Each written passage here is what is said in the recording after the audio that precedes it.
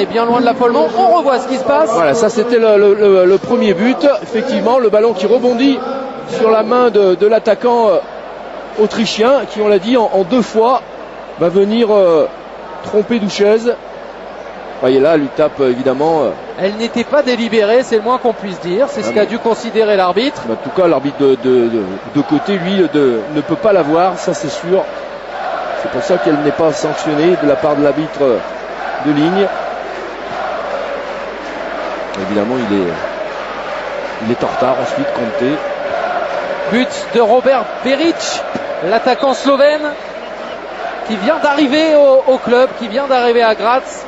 Ancien de Maribor, il est arrivé dans les bagages entre guillemets de son entraîneur Darko Milanic. Ils ont perdu leur dernier match amical 2-0 face à Kaiserslautern. Robert Peric. Ouais, on dirait qu'on s'est presque un petit peu arrêté, pensant évidemment qu'il y avait une main de la part du joueur autrichien.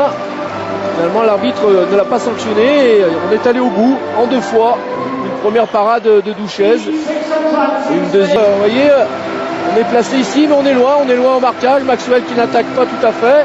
Il y a Gomota qui laisse partir l'appel de Duruchin. Vous voyez, il a vraiment le temps de jouer ce plat du pied. On est en retard sur le déplacement de l'attaquant autrichien qui, d'une jolie frappe croisée au sol, va tromper Douchez au deuxième poteau. Un petit moment de flottement. Il y avait de l'espace au sein de la défense du PSG. Les joueurs du Sturm Graz ont su en profiter. 3-0 pour l'équipe autrichienne. La satisfaction.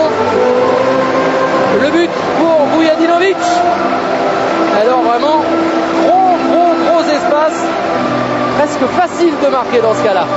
Peut-être pas assez un petit peu protégé le premier poteau, mais c'est vrai qu'ils sont trompés, la défense parisienne, par ce ballon court au premier poteau, qui en fait est pas très bien frappé au départ sur ce ballon. On pense que va pouvoir peut-être le jouer au premier poteau, et en fait il a traversé le premier poteau pour venir mourir dans les pieds de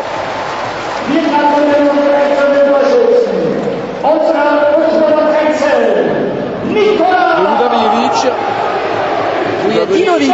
Le plus beau, hein, c'est le plus beau des 4 buts de cet après-midi. Après ce travail superbe de Koeman, il voit qu'il est effectivement très avancé, Grazei. Elle vient mourir dans la lucarne du deuxième poteau. Il la prend bien par-dessous, il ne force pas son geste. Voilà, tout est dans la souplesse, dans le relâché.